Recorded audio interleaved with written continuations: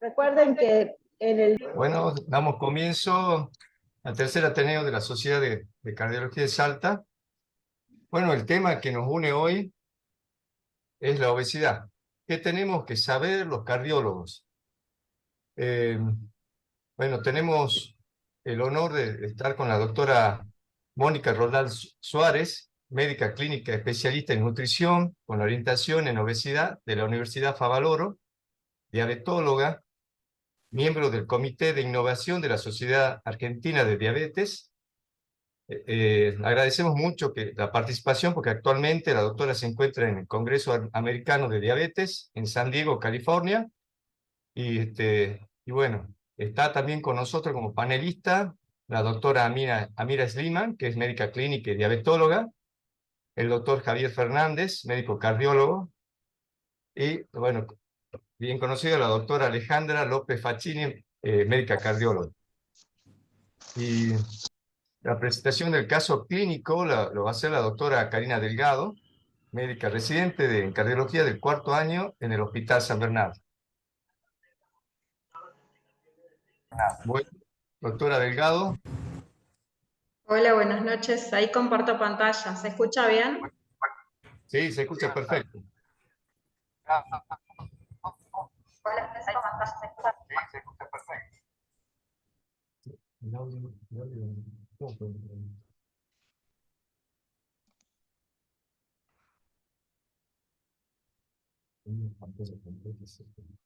Ok. Muteate, Cucú, porque si no hay eco.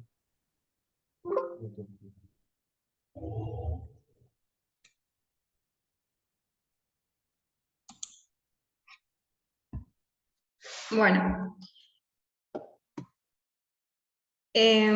Voy a comenzar con la presentación del caso clínico.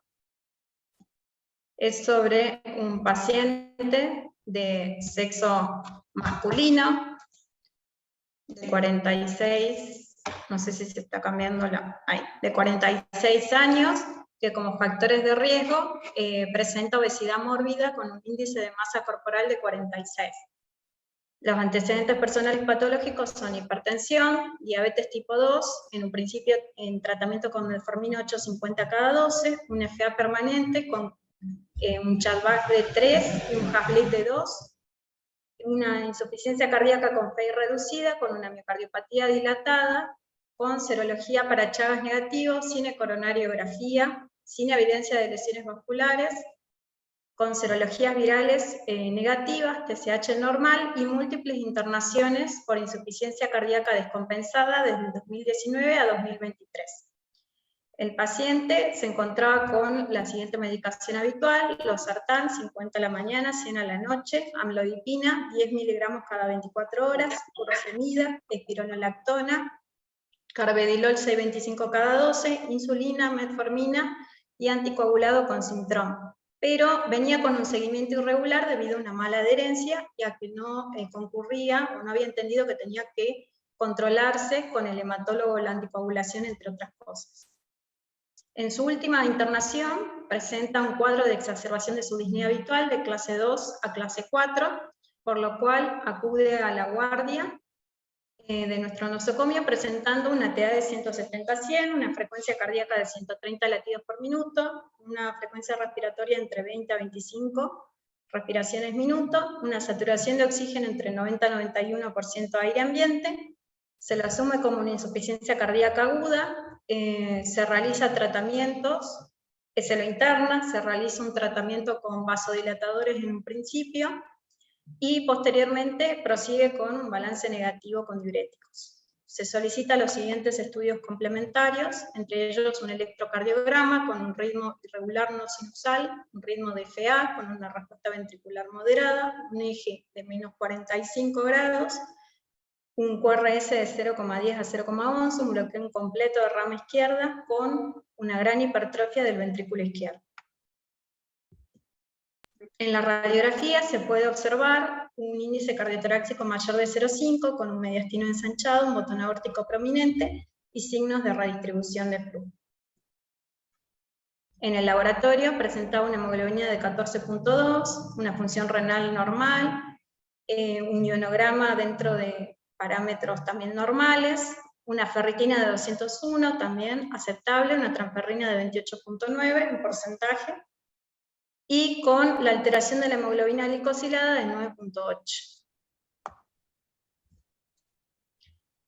A la vez, una vez estabilizado el paciente, decidiendo su internación en sala, se realiza un ecocardiograma Doppler, que debido a la mala ventana acústica, por el abundante tejido adiposo, la obesidad del mismo paciente, no es de buena calidad, presentando en las imágenes, tanto en movimiento como estáticas, en el eje paraesternal largo, un diámetro diastólico de 85, una dilatación del BI, un diámetro sistólico de 74, con una pared posterior de 10, un septum de 11 y una PEI según Teichhold de 24.9.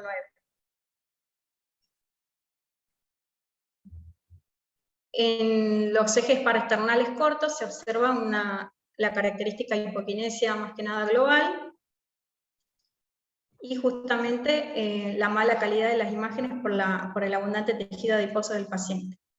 El eje apical 4 cámaras y 2 cámaras, vemos el ventrículo izquierdo dilatado con volúmenes del BI incrementados, una FEI según Simpson de 13.4, una aurícula izquierda con un área de 43, volúmenes de 207, una aurícula izquierda dilatada, se verá.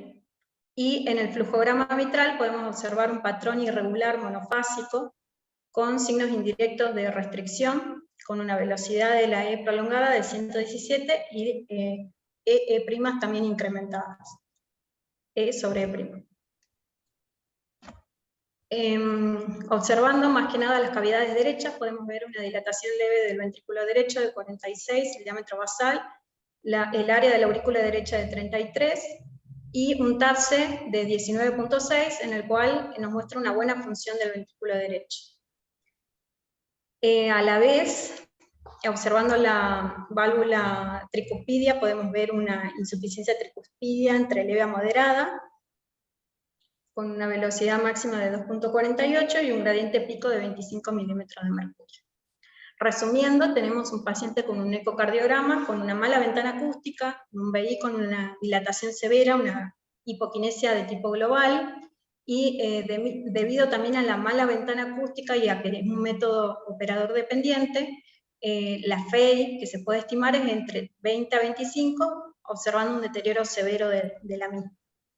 Con una dilatación leve del ventrículo derecho, una función conservada del mismo, las válvulas aórticas normofuncionantes, una IM leve, una IT leve, y sin evidencia de shunts intracardíacos. Llegamos a la conclusión que tenemos un paciente con una insuficiencia cardíaca con FEI reducida en clase funcional 3, en estadio C, una miocardiopatía dilatada de etiología en estudio, con un paciente con diabetes tipo 2, obesidad mórbida, una FA permanente con un CHAD de 3, un HAS-BLID de 2, con criterios de anticoagulación, y donde a su ingreso había tenido un peso de 144, asociado también a la congestión, y se va a la alta hospitalaria con un peso en seco de 133 kilos. Se va con indicaciones de tratamiento médico óptimo, toda la medicación para insuficiencia cardíaca con FEI reducida, inclusive la empaglifosina 10 cada 24, un turno para el programa de insuficiencia cardíaca, la indicación también de ejercicio físico, la interconsulta con diabetología, con nutrición, y un pedido de resonancia cardíaca magnética. En sus seguimientos posteriores, por el programa de insuficiencia cardíaca, se enfatiza en la educación sobre la enfermedad, se titula la medicación. El paciente en los últimos meses, 3-4 meses, se encuentra en una clase funcional 2, no presenta nuevos episodios de descompensación por insuficiencia cardíaca, se refuerza lo de los hábitos higiénico-dietéticos, el ejercicio regular, la dieta, el acompañamiento familiar, se optimiza los hipoglucemiantes y ingresa al programa de diabetes. La diabetóloga también recetó empaglifosina 25 cada 24, se le dio la indicación. Y se decide realizar la resonancia cardíaca magnética, pero debido a la arritmia ventricular del paciente y a su FA, como así también a la obesidad del mismo, la calidad de las imágenes no fueron tampoco las mejores.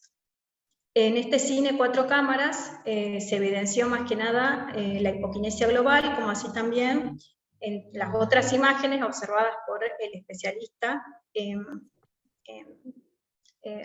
diagnóstico por imágenes, de imágenes cardiológicas, observó que mostraba una dilatación de la aurícula izquierda, más que nada con un diámetro de 33, volúmenes de fin de diástole y sístole incrementados con una FEI del 28%, presentaba también una insuficiencia mitral, las cavidades derechas dentro de tamaños conservados y con función conservada del BD, y no se observó tampoco signos de inflamación, de edema, tampoco se observó fibrosis macroscópica ni fibrosis parietal, por lo cual se pudo descartar varias enfermedades, miocardiopatías no isquémico-necróticas.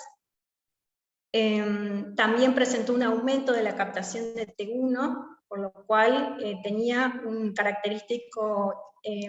característica fibrosis intersticial alrededor de los miocitos, y la cual era evidenciable solo de manera microscópica, y que de esta manera le otorga un peor pronóstico a esta miocardiopatía no isquémico-necrótica. También se realizó una angioresonancia de los grandes vasos, que se encontraban dentro de parámetros normales, calibres conservados, y por lo cual, con todo esto, tenemos un paciente que tiene una miocardiopatía dilatada no isquémico-necrótica, que debido a la característica fibrosis intersticial, posiblemente sea una miocardiopatía idiopática, que le otorga un peor pronóstico. Debido a que este paciente posee la obesidad como una de las comorbilidades más importantes, el último peso del paciente debido a todo este seguimiento fue de 125 kilos, y se decidió hacer un primer contacto al programa de obesidad con el Hospital Oñativi, ya que este paciente posiblemente por su mal pronóstico sea un candidato, se puede evaluar en un futuro inmediato, plan de trasplante cardíaco. Posee dos contraindicaciones relativas mayores, las cuales son la diabetes y también la obesidad, haciendo énfasis en este Ateneo de cuáles serían los tratamientos para tratar de combatir esta contraindicación relativa mayor para el trasplante. Muchas gracias. Muchas gracias, doctora Karina Delgado. Bueno, ahora seguiremos con la doctora Mónica Suárez. ¿Me escuchan? ¿Sí, no?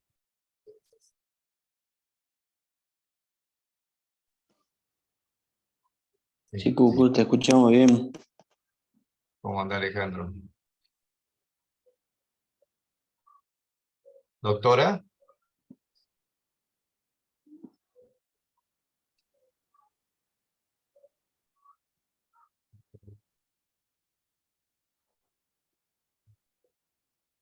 Hola.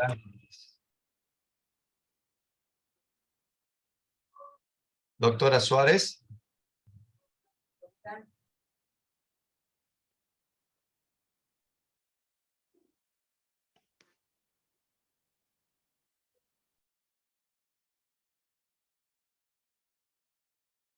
Doctora Mónica Roldán Suárez, ¿me está escuchando?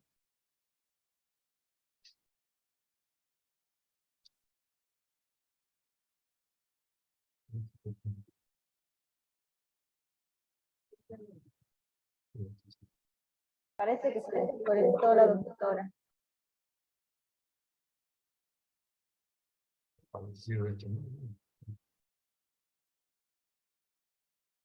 Bueno, estamos con un problemita técnico. Esperemos unos segundos a ver si nos podemos comunicar de nuevo con la doctora, capaz que nos está escuchando. Nosotros no tenemos una buena...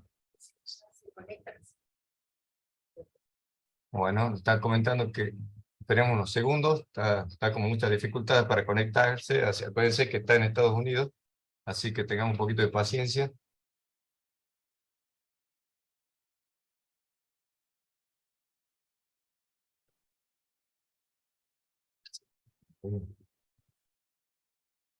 A ver los participantes.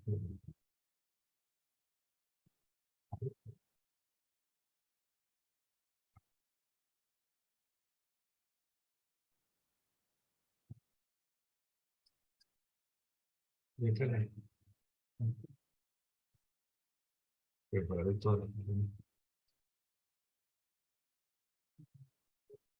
No, bueno. Por favor, le pido a todos los participantes que se inscriban, porque al final va a haber un sorteo de un tensiómetro para los que estén conectados hasta el final. Pero ya, muchas gracias.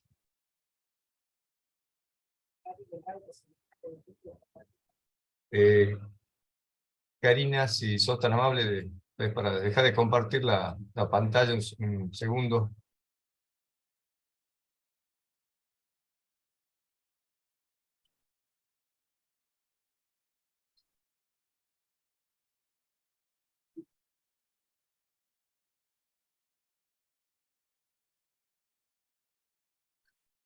Si les parece, hasta que se conecten de nuevo, podemos repasar algunas características importantes del caso.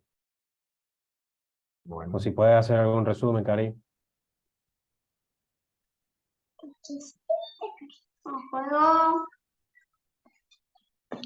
Ahí me dice Mónica que ya está tratando de entrar de nuevo Juan Carlos.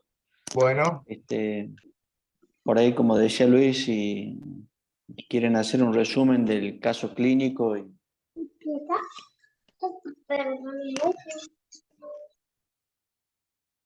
Ahí está eso. Cambie de lugar para tener más.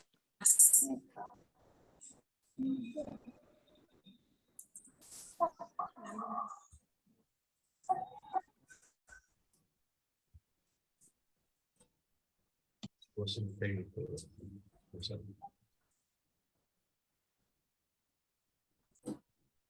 Me dicen cuándo. Juan Carlos Jiménez.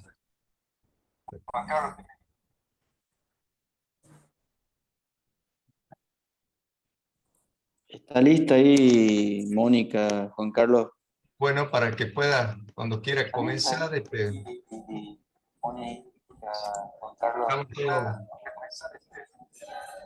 todos listos. Muchas gracias. Bueno, perfecto. ¿Me pueden habilitar para que comparta pantalla, por favor? Ahí creo que está habilitada, doctora. Está muy bien. Ahora sí.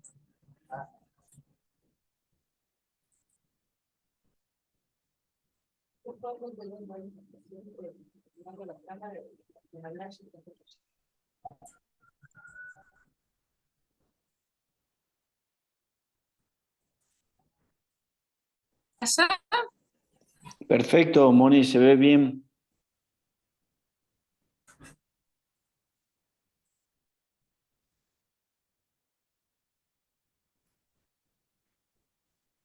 Bueno, voy a deshabilitar el video, así tienen mejor sonido, ¿puede ser? Bueno,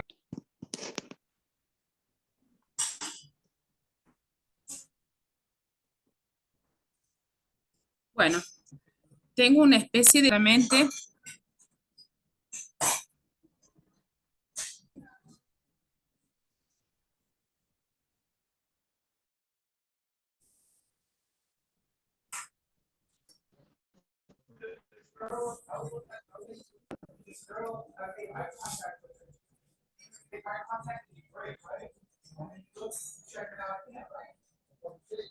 A ver si ahí.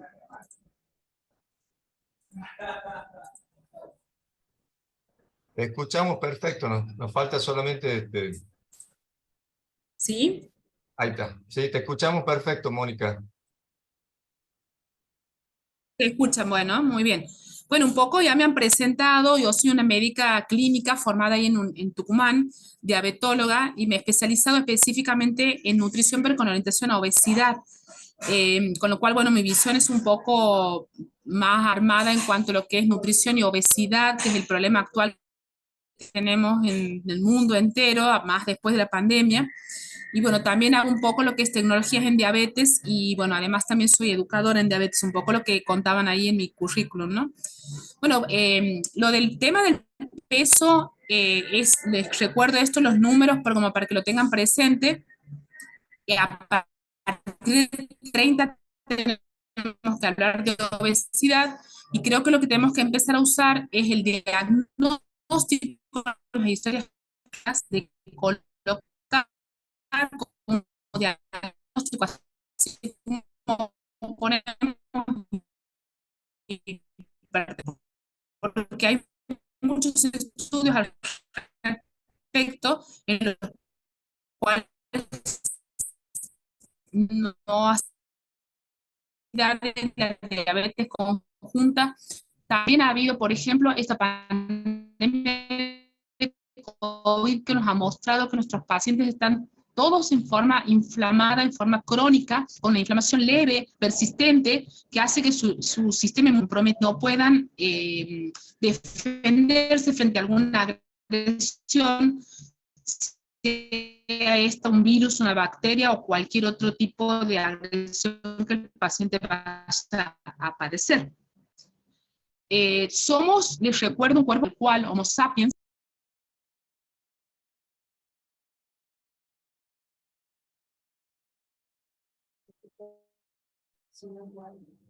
La conexión es buena, esperamos intentar de nuevo conectarnos con la doctora.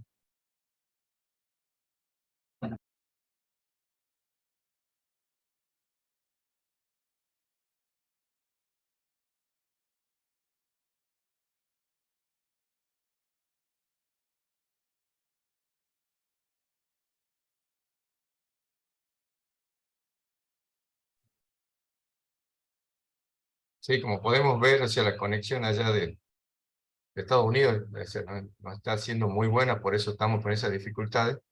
Ya voy a comunicar con ella para tratar de reanudar la disertación.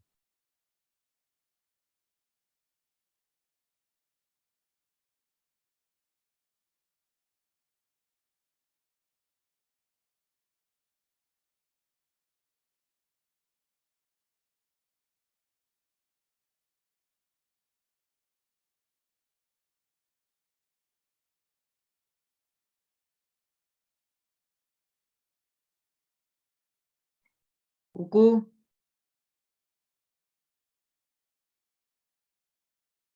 Hola. No sé si les parece un poco, Sí, te están escucho.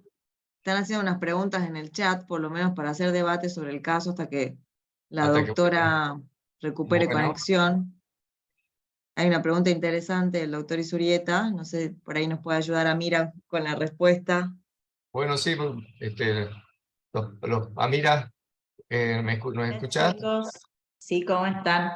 ¿Cómo andás, Dos Amira? pequeños, muy bien, algunos datos que siempre tendrían que estar en la historia clínica y que me llaman, que para tomar decisiones, ¿qué creatinina tenía este paciente? Y si tenía relación albúmina-creatinina. Esta es una pregunta que yo me hago porque después tenemos que decidir cosas. Y siempre que un paciente tenga la medicación, dijeron metformina 850 2 veces por día, insulina NPH, no está precisada la dosis y el tiempo de evolución de diabetes. Porque eso me va a hacer muchas veces hacer otros diagnósticos diferenciales, ¿no? Como algún detalle. Creo que preguntaron cirugía bariátrica, siempre cirugía bariátrica en un paciente que tenga años de obesidad, que no haya podido descender de peso o que descendió y recuperó, es una opción siempre que esté contenido en un equipo donde haya una evaluación psicológica que le permita una evaluación nutricional, clínica y por supuesto la quirúrgica. Este paciente con esa fracción de eyección no tendría indicación, por lo menos al principio.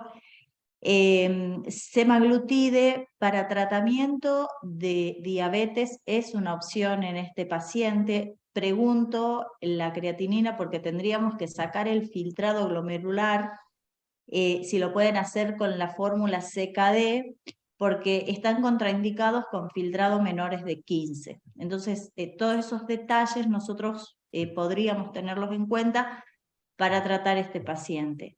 Semaglutide a dosis de obesidad en la Argentina todavía no tenemos, sí hay en Europa, pero nosotros no lo tenemos. Como detalles, como para ver, ir razonando este paciente. Bueno, buenísimo. Doc, Si les disculpe, el año de diagnóstico de diabetes del paciente fue en 2019 y tenía una creatinina de 1.1 con un MDR, 1.04, perdón, con un MDRD con un filtrado mayor a 60. Miren, No tenía la relación. Bueno, siempre traten de sacar el filtrado con CKD, EPI. Hoy están las aplicaciones. Antes teníamos el el CKD, el 12, usa cistatina que no está ahí.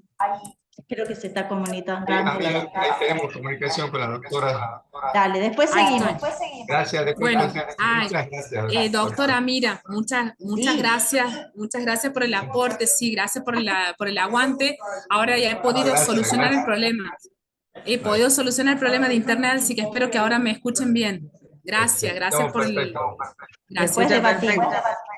Bueno, de nuevo les pido que me dejen compartir. Parece que como he vuelto a entrar y salir, me da Muy bien. Ahora sí, gracias. Bueno, les contaba esto de que nosotros somos humanos paleolíticos, esto siempre piénsenlo, de que somos seres humanos que no estamos acostumbrados a vivir en este mundo moderno. Somos, aquí, esperen, ¿qué?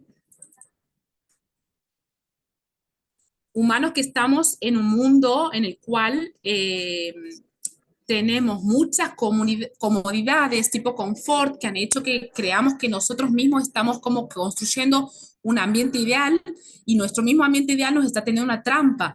¿Por qué? Porque cada vez que usamos un control remoto, usamos una silla con rueditas, pasamos más tiempo sentados en lugar de estar parados, nuestra comida la pedimos por un pedido ya en forma automática, ni siquiera vamos a conseguir nuestra comida, nos ahorramos calorías y lo que hacemos es hacer una tormenta perfecta, como yo les contaba, entre lo que es el sedentarismo, los trabajos obligados a estar sentados, nuestras reservas de grasa que cada vez van creciendo más y no tenemos tiempo para gastarlas. Entonces esto hace que las causas de la obesidad sean múltiples, no hay una sola causa específicamente y hay obesidades como múltiples, así como hay pacientes hay obesos, cada paciente es un mundo aparte, son diferentes. Entonces la prevalencia está aumentando en el mundo entero, en ningún país todavía se revertió con éxito la epidemia. Yo estoy aquí en Estados Unidos, como les han comentado, en el Congreso Americano de Diabetes, que ahora se hace un poco en conexión también con el Europeo de Obesidad, y en el cual hemos visto que hay como una especie de comunicación entre las dos enfermedades, gracias a Dios, cada vez es como que hablamos más de las dos enfermedades en forma conjunta, porque entendemos que la diabetes 2 es una enfermedad que deriva en un 80% de un exceso de grasa corporal. Si es que hubiera un déficit de insulina, quizá tenemos que buscar alguna cosa de anticuerpos antipáncreas como una diabetes 1, pero si tenemos un paciente con diabetes 2, la mayoría de los pacientes vienen desde un largo tiempo de obesidad o al menos obesidad visceral. También sabemos que no hay ninguna medida adoptada por la OMS que haya producido cambios, hay una especie de complicidad, de inercia política, liderazgos inadecuados, los mismos pacientes, bueno, intereses comerciales, ustedes saben lo que ha pasado ahora con los edulcorantes también, en los cuales ese es otro tema muy polémico, el tema de usar edulcorante, usar azúcar, no usar nada. Bueno, mi opinión personal obviamente es no usar absolutamente nada, tratar de usar el gusto natural como tiene que ser de los alimentos, pero entre un paciente con hiperglucemia, liberar lo que use azúcar tampoco es la solución, ¿no?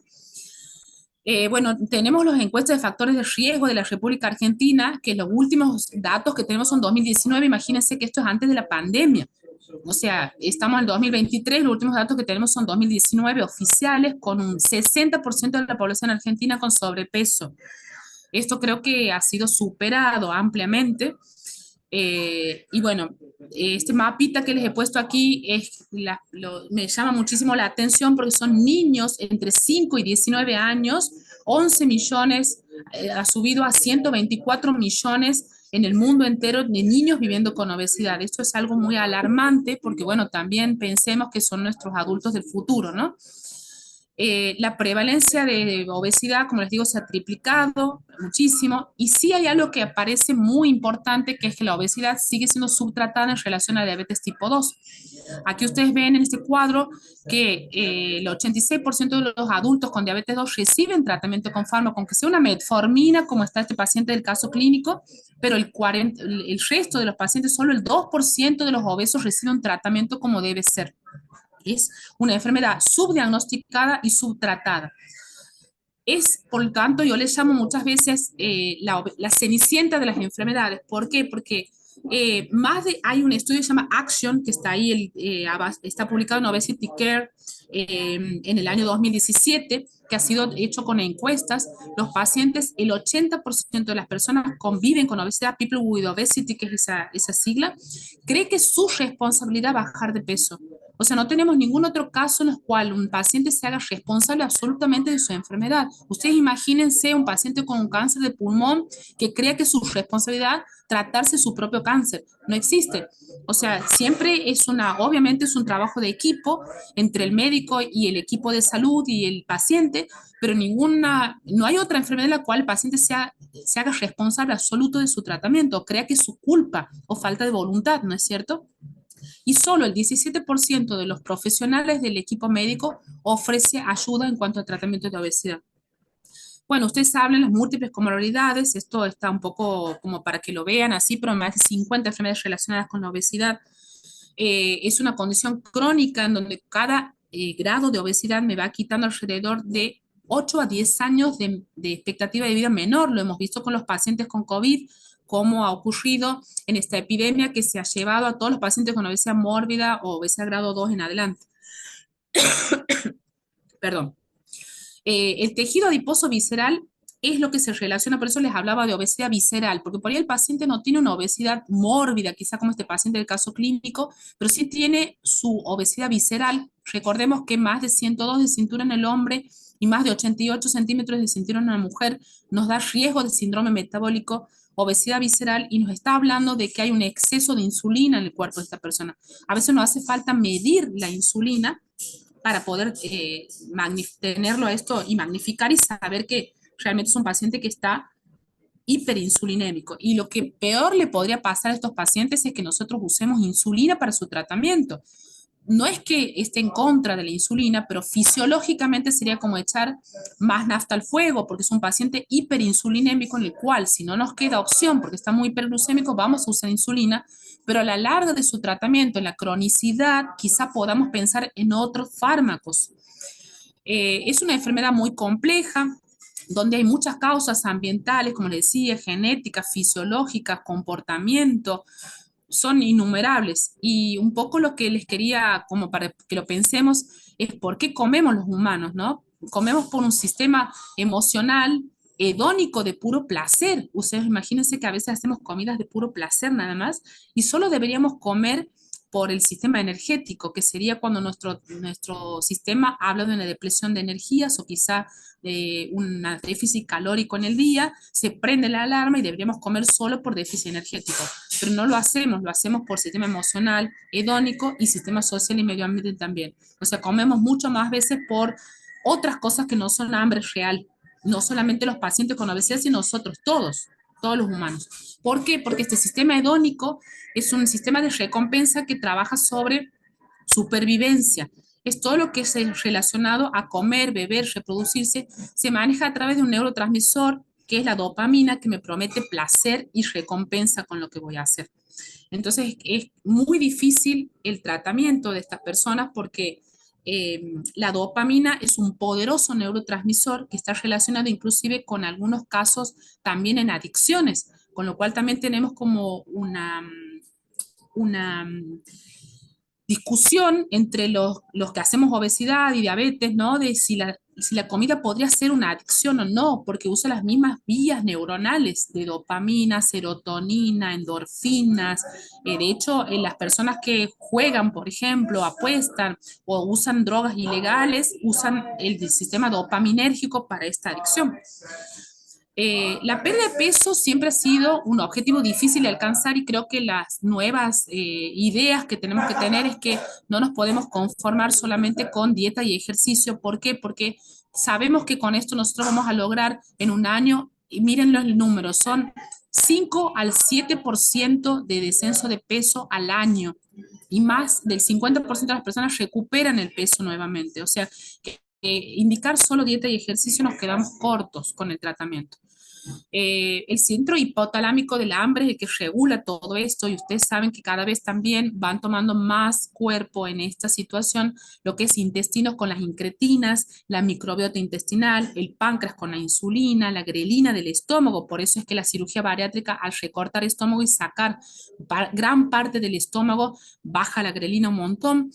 El tejido adiposo trabaja a través de un sistema de alarma a través de leptina, y todas estas señales se integran a nivel hipotalámico y sabemos que el cerebro actúa también como un segundo receptor en donde mucho tiene que ver lo que el intestino y nuestra microbiota y nuestras señales de péptidos intestinales mandan al cerebro.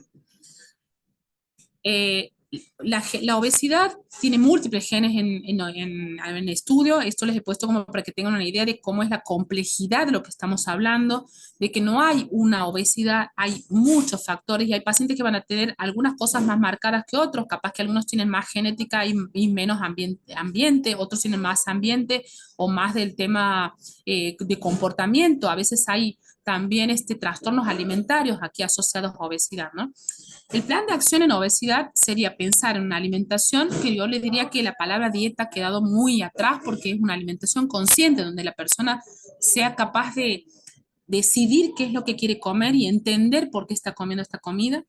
La actividad física, que es muy importante, que se ha cambiado también el perfil de la actividad física. Estamos hablando ahora de combinar cardio, que sería todo lo que es aeróbico que se conocía antes, con algo de fuerza y sobrecarga, trabajar músculo. La enfermedad es una enfermedad que tiene un componente muy importante de sarcopenia. O sea, no solamente tenemos un exceso de grasa, sino también un déficit de masa muscular en las personas. Gestión de emociones, por supuesto, como les decía, porque estas personas no solamente tienen un problema corporal de exceso de peso, sino también hay detrás de todo esto una mala gestión de emociones. A veces hay comer por frustración, por rabia o por ansiedad, como las personas dicen muchas veces, y tras de esta emoción hay que buscar cuál es la emoción real que esta persona está escondiendo. Y bueno, por supuesto que llegamos al capítulo de fármacos y cirugía, que es lo nuevo. Las recomendaciones de tratamiento farmacológico y quirúrgico parten desde los índices de masa corporal de 27 con alguna comorbilidad y todas las clases de obesidad, clase 1, 2 y 3. O sea que si un paciente recurre a nosotros a hacer una consulta y esta persona tiene una obesidad clase 1, 2 o 3 y no recomendamos fármacos en su tratamiento, estamos haciendo les diría hasta una mala praxis, porque ya está indicado que estas son recomendaciones internacionales de tratamiento en el cual las personas deben recibir asesoramiento sobre cuáles son los fármacos que están disponibles en la República Argentina, cuáles son los que podría usar, ANMAT, cuáles son los que tiene aprobados. Hay también fármacos off-label que también se puede combinar con las personas, pero bueno, eso ya también depende de la práctica de cada uno. Y la cirugía bariátrica queda también para algunos casos específicos, cada vez con menos peso, les diría yo, y un poco menos de indicaciones, ¿no? Los fármacos que tenemos en Argentina para el tratamiento de obesidad son de 3 grupos específicamente. Orlistat es uno, que ahora les cuento, análogo GLP-1 y naltrexona bupropión, esta asociación de 2 fármacos muy viejos que se ha reflotado hace 3 años atrás. Quisiera saber si me escuchan bien, si está todo bien. Sí, perfecto, se escucha bien. Se escucha Bien, muy bueno, bien. seguimos adelante. El Orlistat es uno de los fármacos más viejos que tenemos aprobados ya hace 22 años en la República Argentina. Es un inhibidor de la lipasa pancreática, con lo cual lo que van a tener es una inhibición de la absorción de las grasas de la dieta. Los efectos colaterales, por supuesto, son la esteatorrea, a veces muy difícil de tratar, muy difícil de solucionar. Es un fármaco que tiene publicaciones que son estos que le he puesto aquí, que es el estudio Sendos, el estudio fundacional del Cenical, que era la marca original, que después venció la patente, y ahora hay muchos fármacos similares en la República Argentina que se pueden indicar. Normalmente se usa una dosis de 120 miligramos en el almuerzo y en la cena, y se lo toma en forma conjunta con la comida para inhibir la absorción de la grasa. La verdad que cada vez lo usamos menos ante el advenimiento de nuevas terapias, pero bueno, durante los últimos 20 años era lo único que teníamos disponible, ¿no? No había muchas opciones. Análogo GLP-1, este es un capítulo enorme, muy lindo, muy interesante, porque... ¿Perdón? Ah, no, pensé que alguien me hablaba. Son fármacos relativamente nuevos, estamos hablando de hace 10 años para acá, los resultados. El estudio LEADER ha sido uno de los estudios fundacionales y muy importantes, porque en el cual ha habido un cambio de paradigma, en el cual ahora nosotros los fármacos para diabetes y obesidad le pedimos que nos den seguridad cardiovascular. Entonces, en el estudio LEADER lo que se buscaba era la no inferioridad, y nos ha demostrado que había casi un 27% menos de eventos cardiovasculares, con lo cual ha sido un antes y un después en el tratamiento de la diabetes, porque nosotros a partir de este estudio ahora pedimos que los fármacos nos den no solamente seguridad cardiovascular, sino protección y disminución de eventos de muerte, tanto de origen cardíaco como cerebral. Estos fármacos, digamos, son análogos de los receptores del GLP-1, que es un péptido que lo que se ha hecho es sintetizarlo y ponerlo dentro de una lapicera, y como es un péptido, es una proteína, si nosotros lo tomamos por boca, se digiere, con lo cual ahora ya hay novedades, pero sí en el estómago no pasaba la digestión de proteínas. Entonces debíamos inyectarlo. Por eso lo primero que se ha usado ha sido liraglutide, que era es una colocación diaria, que todavía está aprobado en República Argentina para diabetes y para obesidad también. Semaglutide, que está aprobado para uso semanal en diabetes. Y los efectos colaterales principales van a ser dos cosas. Una, a nivel de cerebro, como disminuye el apetito, va a dar una especie de náusea central, como una cosa de una sensación nauseosa permanente. Por eso vamos usando dosis progresivas y lo vamos aumentando por semana de acuerdo a la tolerancia del paciente. Y el otro lugar donde vamos a sentir una actuación es en el estómago, porque al vaciarse lentamente el estómago, estos pacientes van a referir dispepsia, reflujo, eructos, malestar, dolor abdominal y hasta vómitos inclusive. O sea, el efecto secundario más esperado es gastrointestinal. Hablando con las personas y explicando esta situación y yendo en forma progresiva, muchas veces logramos que se vayan acostumbrando y llegamos a usar dosis realmente importantes. Los demás efectos que tienen son muy buenos, porque a nivel de lo que les hablaba, de la hiperinsulinemia del paciente con obesidad, trabaja en segregar insulina solamente en el momento que lo necesita, estimulado por la comida. Entonces el paciente va a tener menos hiperinsulinemia, y también hay algunos artículos que hablan sobre regeneración de células beta, muy interesante.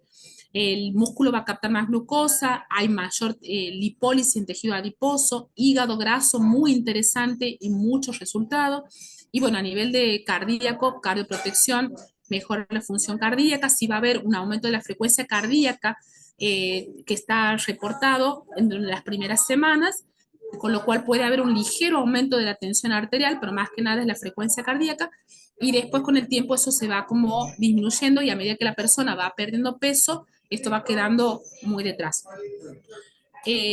Los análogos GLP-1 que estamos disponibles en Argentina para diabetes y obesidad son liraglutide, que es Victoza la marca comercial, que es esta foto que viene aquí con dos lapiceras, Ozempic, que es un fármaco relativamente nuevo, desde la pandemia para acá, 2020 se empezó a usar, 2021, que son estos dos lapiceras que están aquí de color rojo, de dosis 0,25 y 0,5, y de 1 miligramo la verde, que se ponen por semana. Con lo cual, básicamente son iguales los resultados en cuanto a lo que es protección cardiovascular, descenso de peso, un poco más en lo que es Ozempic. Ozempic llegamos a tener hasta un 22% de descenso de peso.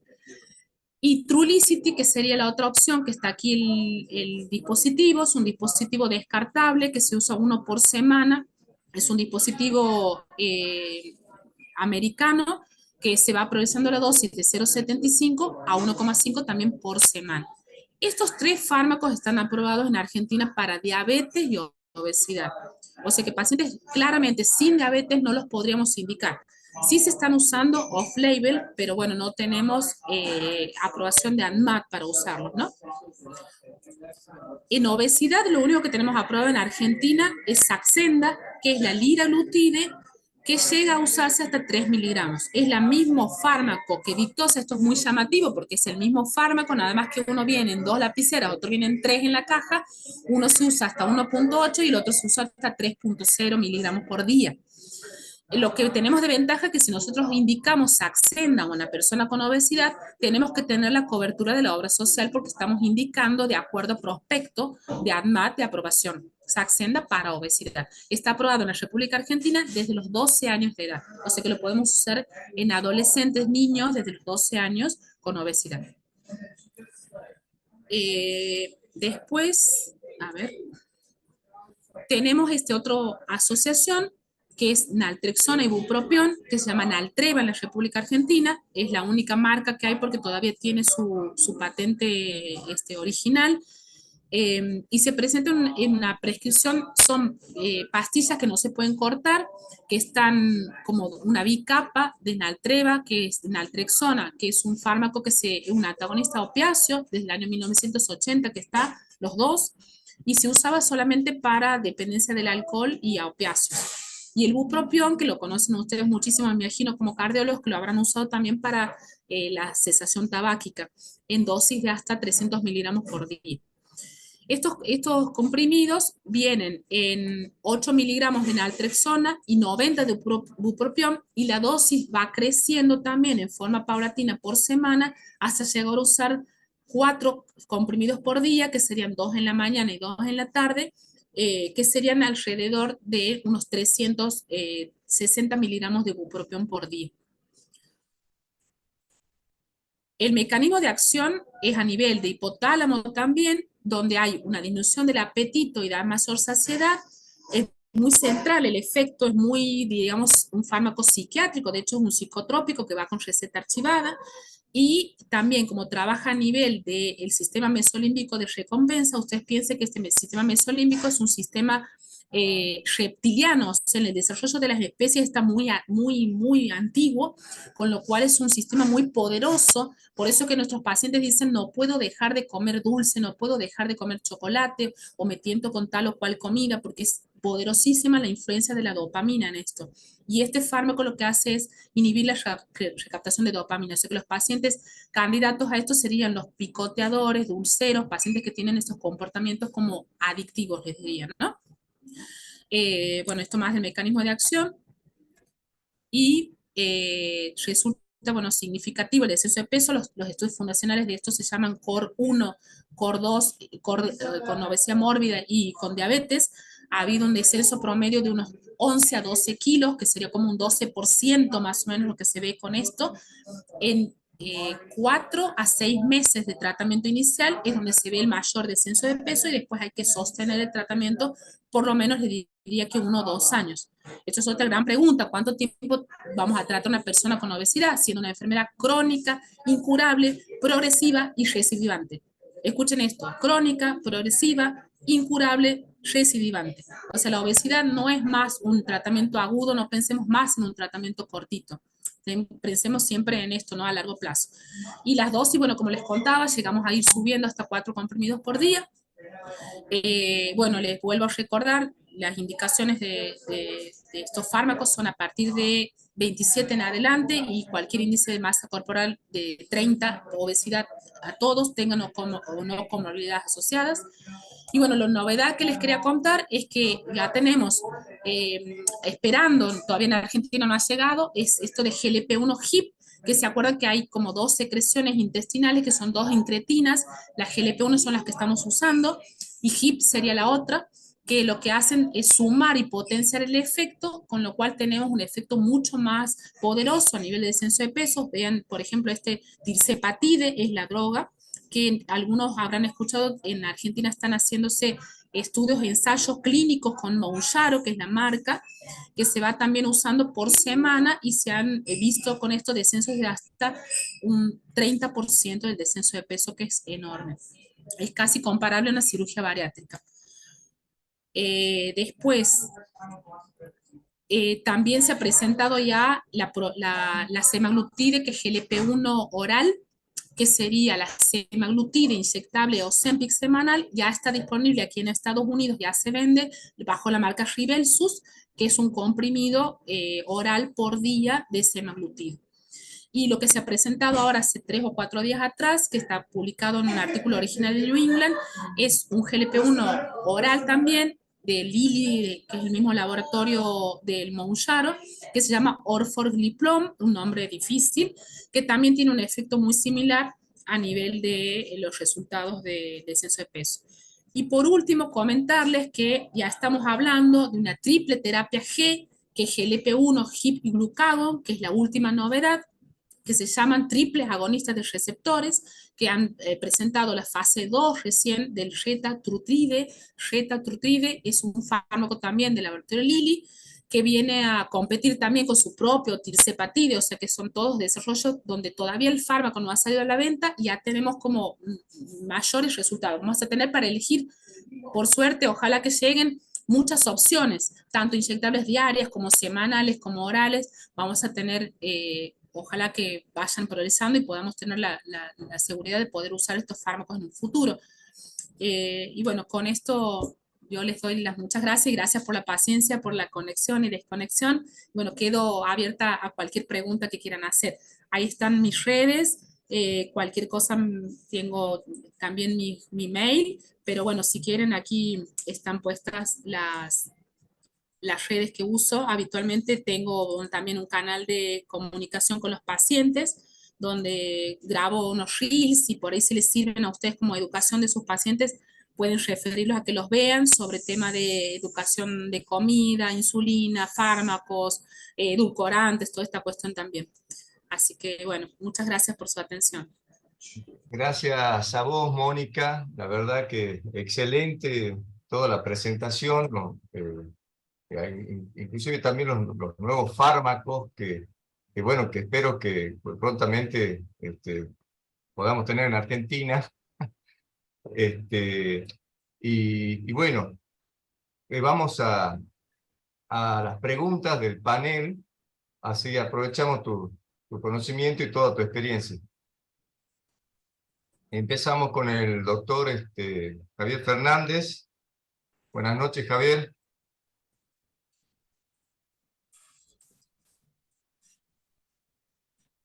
Hola, doctor, ¿me escucha? Bueno.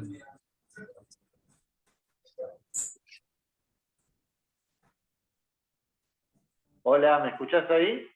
Sí, se escucha perfecto. Le pido a los otros participantes que apaguen el micrófono porque durante la disertación hubo ruido. Por favor, le agradezco. Bueno, hola, ¿qué tal? Doctora Mónica, le agradezco por su disertación y a la Sociedad de Cardiología por la invitación.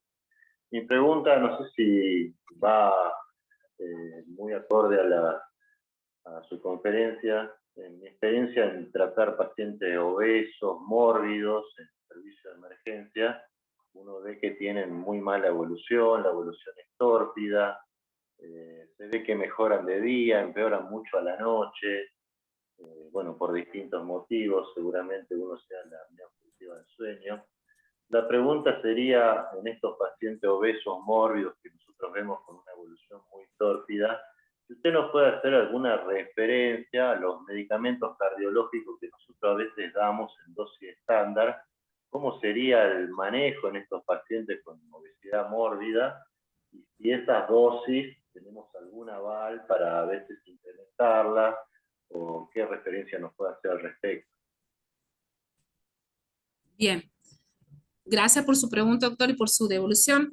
Aquí estoy leyendo también en el chat las devoluciones. Sí, realmente un tema, bueno, a mí me apasiona muchísimo. Hace ya 20 años que estoy estudiando lo que es obesidad y diabetes. Y bueno, no es un camino fácil porque la verdad que es un camino frustrante, muy difícil. Es una enfermedad, como les decía, crónica, progresiva, incurable, recidivante.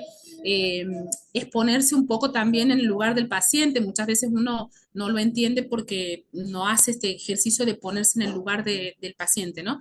Diría que los pacientes con obesidad mórbida que están operados con una reducción de su estómago, una cirugía bariátrica, por ejemplo, vamos a tener que tener en cuenta que la absorción de los fármacos no es la misma.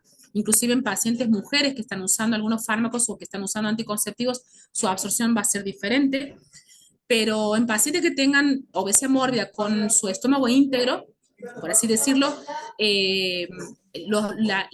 la posibilidad de usar dosis más altas siempre está, porque piensen que es como una distribución en mayor cantidad de índice de masa corporal, un índice de masa mayor, con lo cual van a tener que asociar seguramente varios fármacos, que es lo que se ve en la práctica clínica siempre. De hecho, arrancamos normalmente con 2 o 3 fármacos, a veces de una. ¿Por qué? Porque sabemos que no va a funcionar. Es como el caso clínico que contaban, que el paciente está solo con metformina, que parece muy poquito para este caso tan complejo, en donde tenemos que elegir un fármaco que también cubra su corazón, sus riesgos de insuficiencia cardíaca, su diabetes y su obesidad. Entonces, ahí es donde empezamos a echar mano de estos fármacos múltiples, como son los GLP-1 que les contaba, y también están los inhibidores SGLT2, que son la otra parte, que también, bueno, si Dios quiere voy a estar allá por Salta en septiembre hablando de estos temas en sus jornadas. Gracias por la invitación de paso. Y bueno, creo que sí, que para mí es como siempre valorar que son pacientes polimedicados y que tenemos que tratar de elegir lo mejor posible cada molécula pensando en qué es lo que el paciente va a tener como respuesta, ¿no? Lo de la insulina también se los dejo un poco para pensarlo, porque si bien la insulina es una hormona que va a producir un descenso de la glucemia, va a tener un efecto deleterio a nivel de retención de sodio, agua, quizá pacientes con mayor insuficiencia cardíaca, con mayor edema, mayor ganancia de peso y todo lo que la obesidad trae aparejado.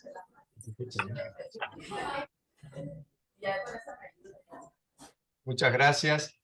Doctora Sliman, diabetóloga clínica, si podrías hacer unas preguntas a la doctora. No sé si preguntas, pero quizás algunos comentarios. Mónica, hiciste referencia, bueno, a los fármacos y que algunos van a llegar a descender un 30% del peso corporal. Ya con un 15% tenemos la posibilidad de remisión de diabetes, de volver hacia atrás en insuficiencia cardíaca, inclusive mejorar su clase funcional y muchas veces disminuir el MAFLD, que es el hígado graso o la esteatohepatitis no alcohólica. También hablábamos de la obesidad, esta obesidad hoy se la entiende como una adiposopatía, o sea que es la inflamación del tejido adiposo, y ahí es donde nos tenemos que centrar. Y muchas veces a nosotros nos cuesta, bueno, los que hacemos diabetes, obesidad, entendemos desde otro lado al paciente, pero muchas veces esto del subdiagnóstico y del subtratamiento es porque hoy no se la piensa, inclusive en el mundo médico, como una patología. Y el paciente no siempre es responsable de que no baje de peso, no es siempre la alimentación. Como dijiste, Mónica, hay un montón de vías y vías a nivel de cerebro, de intestino, bueno, lo que hablaste. Inclusive hay distintos fenotipos de obesidad. No todos los pacientes son iguales.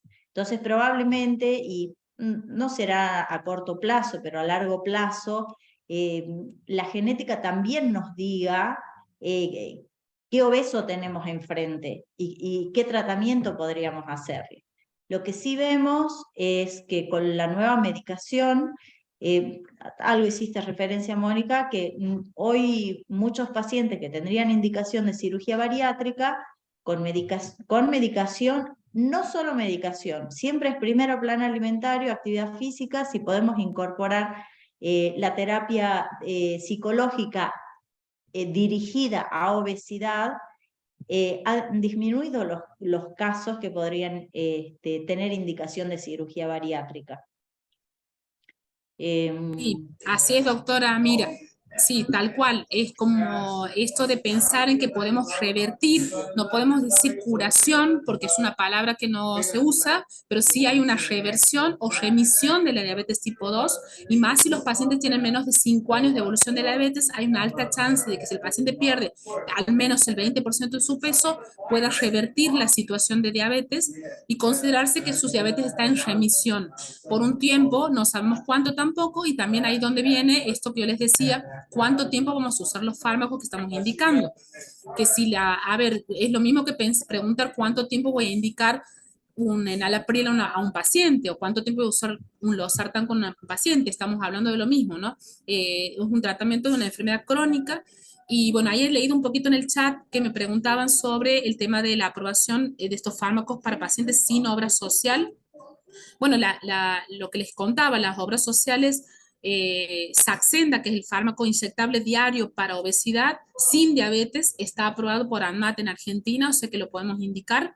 Lo que sí no se puede indicar con aprobación de ninguna obra social son los semanales para personas que no tienen diabetes, que es el Ozempic, que se está usando en forma bastante amplia, que no lo cubrirían las obras sociales porque ANMAT en su prospecto no está todavía aprobado. Sí es importante, me parece, que seamos exitosos en el tratamiento, porque muchas veces el paciente no ve resultados y entonces la motivación decae. Creo que es una cuestión de trabajarlo, como decía la doctora también, con el plan alimentario, la actividad física. También quizá empezamos con una parte primero, a lo mejor la persona no puede hacer nada de actividad física al principio y lo dejamos para más adelante, lo vamos adecuando de acuerdo a cada persona. Pero me parece importante siempre verlo con un equipo y sí ser exitosos en el tratamiento. Me parece que el paciente tiene que ver resultados para motivarse. Muy bien. Bueno, la doctora Alejandra López Facchini, amiga. Buenas noches, muchas gracias por la presentación.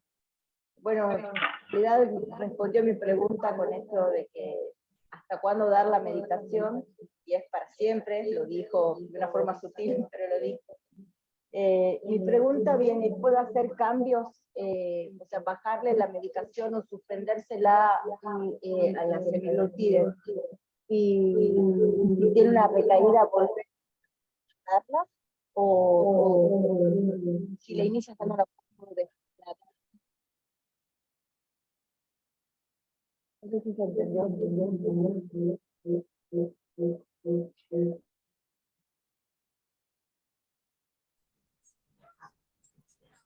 Perdón, no sé si de ahí de la residencia han logrado escuchar un poquito más, porque él tenía como una especie de eco en la pregunta, ¿puede ser?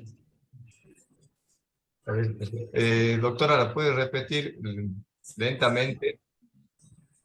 Si quieren escribirla... Hola, ¿ahora se me escucha mejor? ¿Se escucha bien ahora? Mi pregunta es la siguiente. Si es una enfermedad crónica la obesidad, mejor la escribo, no voy a poder ver. Creo que está prendido el TV, por eso hay eco. O que la diga Cucú.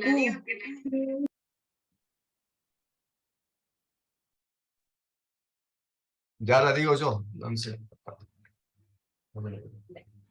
La obesidad es una enfermedad crónica. La semaglutida, el inicio de la semaglutida uno la puede suspender y si hay una recaída. Ya que presionó.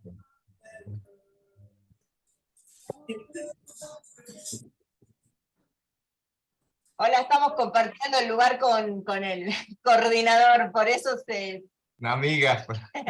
La pregunta es la siguiente, Doc.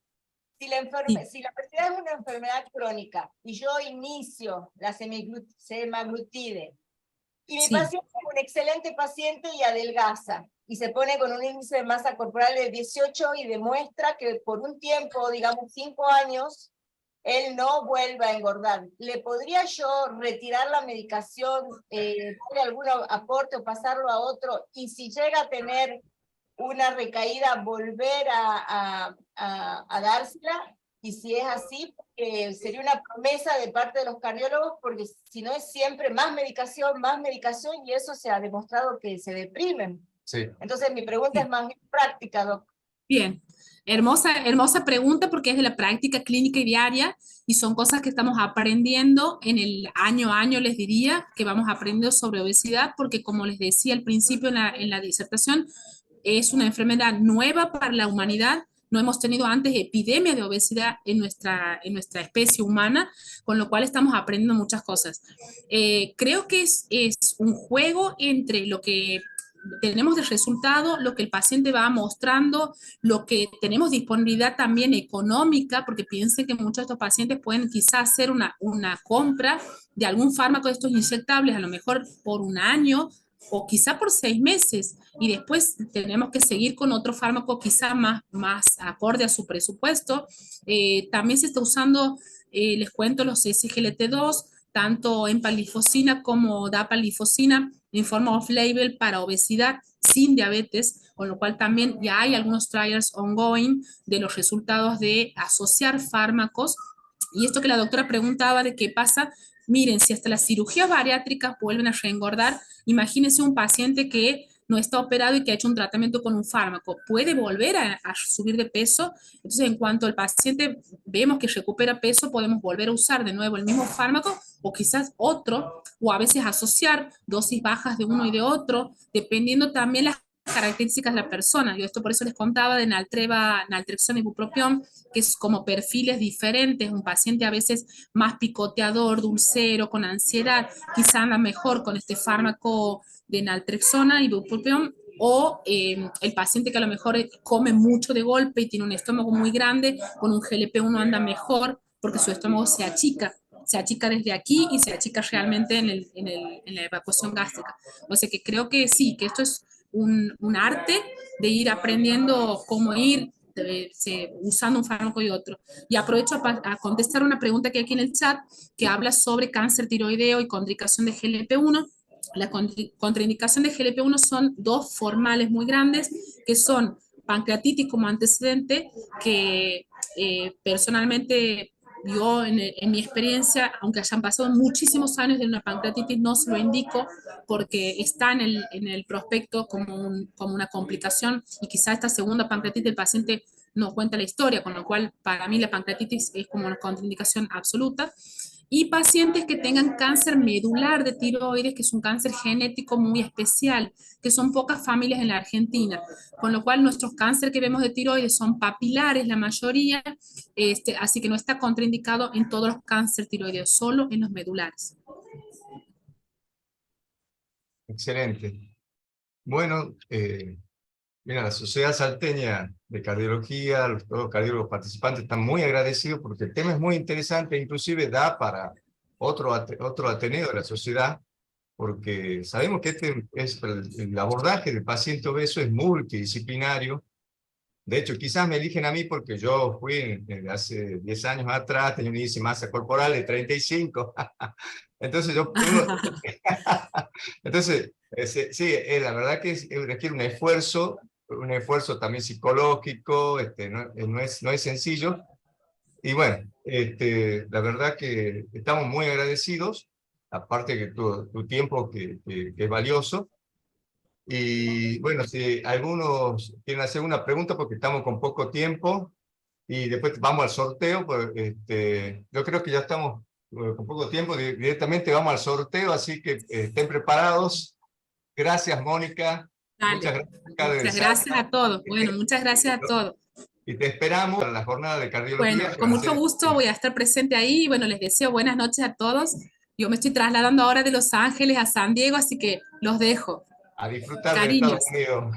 Gracias. Adiós. Gracias. Bueno, ahora vamos a seguir con el sorteo. Se me tildó el coágulo. A ver cómo hago. Compartir pantalla. Todo lo que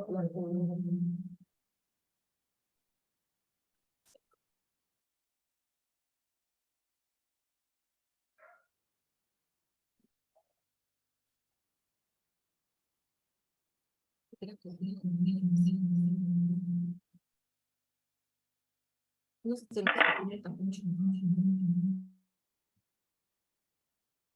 deben un tiempito que me organice.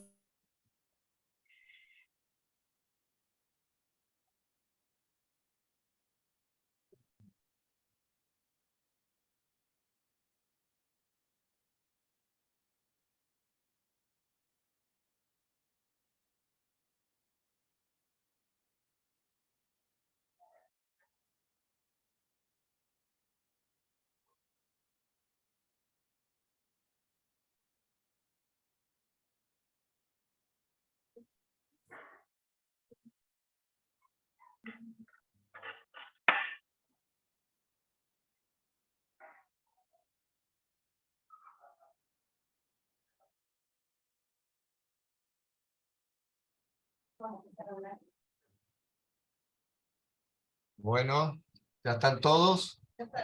¿Se compartió? ¿Se está viendo? ¿Están viendo? ¿Están viendo? No, no se ve. ¿No? No se ve nada. Esperen un segundo. La doctora es muy buena en computación. En este momentito no tanto. ¿Ahora se ve?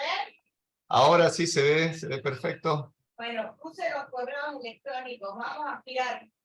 ¿Me escuchan? Sí. La condición de satisfacción es que el que sale sorteado tiene que encender su cámara y no sé qué pueden decir. Cantar una canción de rock argentino. Cortita, pero cantarla, sí, tiene que tener coraje. Ahí va.